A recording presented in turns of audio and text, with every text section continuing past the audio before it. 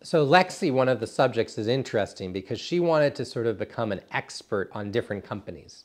So Lexi worked full-time, but she worked full-time for probably 10 different companies.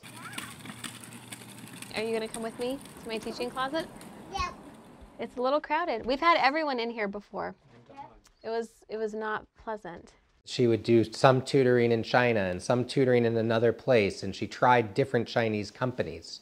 Some teachers did this as a side gig. Welcome to our class today. Hello, hello, hello. My name is Teacher Lexi. So I teach ESL online. So they would be a regular teacher, but they would wake up extra early in the morning, teach a few classes, go to their regular job, have their home life, wake up again really early in the morning. Anger, exhaustion. By the end, you're like falling asleep, talking to the student. I was a walking zombie. And some people did this because they needed a job. You know, they weren't necessarily motivated at first by being an English teacher. They needed a flexible job they could do from home. What's interesting is a lot of teachers got into this not really thinking they would get attached to their students. And what I found by following teachers and talking to teachers and making the film is how meaningful the relationships became for the American teachers. That they were so respected by their Chinese students in a way that they're just usually not respected because Chinese students and families value education.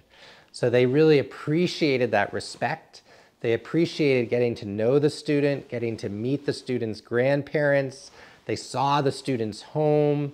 The student would take English on an iPad and they might go to the park and they would see a Chinese park.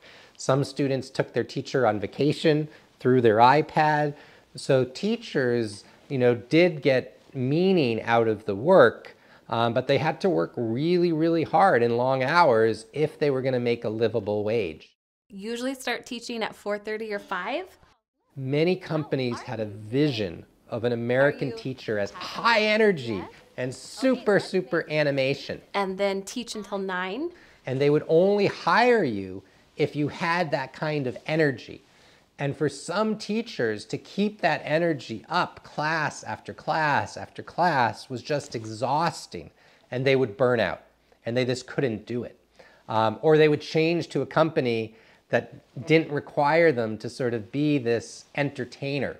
You know, some people talked about this industry as edutainment, the combination of education and entertainment, and that these tutors became part of an edutainment industry where they had to have tons of energy to engage their students, and that was really hard and demanding.